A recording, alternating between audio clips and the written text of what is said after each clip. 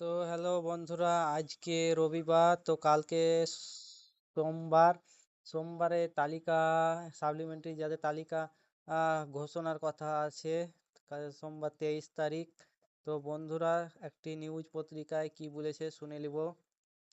সোমবার সন্ধ্যায় প্রকাশিত হবে অতিরিক্ত ভোটার তালিকা। নিজস্ব সংবাদদাতা। প্রথমে সাপ্লিমেন্টারি তালিকা বা অতিরিক্ত সাপ্লিমেন্টারি তালিকা থেকে প্রকাশের আগেই ট্রাইব্যুনাল গঠন করল নির্বাচন কমিশন। যদিও কোনো ভোটারের নাম অতিরিক্ত তালিকায় না থাকে বা কেটে দেওয়া হয়, তবে সেই সিদ্ধান্তের বিরুদ্ধে আপিল করা যাবে এই ট্রাইব্যুনালে। অর্থাৎ আপনার যদি নাম কালকে প্রকাশ করা হবে সন্ধ্যার সময়, ওখানে যদি আপনার নাম ডিলেট বা মুছে দেওয়া হয়, তাহলে আপনি এই ট্রাইব্যুনালে আবার আবেদন করতে পারবেন।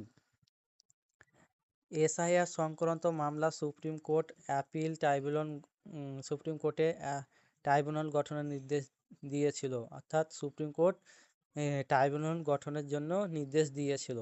সুপ্রিম কোর্টের নির্দেশ এবং কলকাতা হাইকোর্টের পরামর্শে গঠিত এই ট্রাইব্যুনাল, অর্থাৎ কলকাতা হাইকোর্ট এটি গঠনের জন্য নির্দেশ দিয়েছে। বিচারপতিদের নিয়োগ করা অবসরপ্রাপ্ত বিচারপতিদের নিয়োগ করা হয়েছে এই অ্যাপিলেট ট্রাইব্যুনাল গঠনের বিষয়ে।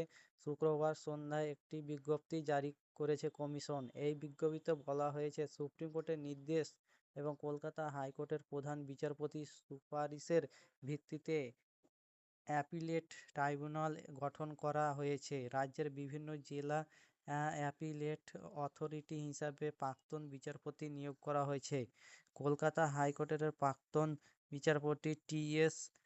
শিবজ্ঞানমও আছেন অ্যাপিলেট অথরিটি হিসাবে। তিনি উত্তর 24 পরগনা এবং কলকাতার আবেদন শুনবেন।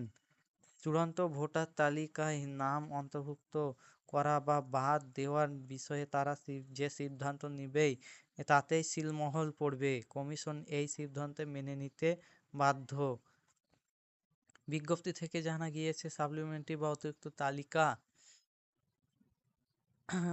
তালিকা প্রকাশের পর যদি কারো কোনো অভিযোগ থাকে, তবে তিনি আবেদন করতে পারেন। অফলাইন এবং অনলাইনে দুইভাবে আবেদন করতে পারবে ভোটাররা। অনলাইনে ECI.net-এর পাশাপাশি জেলাশাসক, অতিরিক্ত জেলা এবং মহকুমা শাসকের কাছে গিয়ে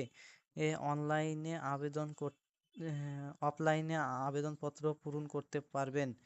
সমস্ত আবেদন নিষ্পত্তি সম্পূর্ণ না হওয়া পর্যন্ত ট্রাইব্যুনাল কাজ করবে। মোট 23টি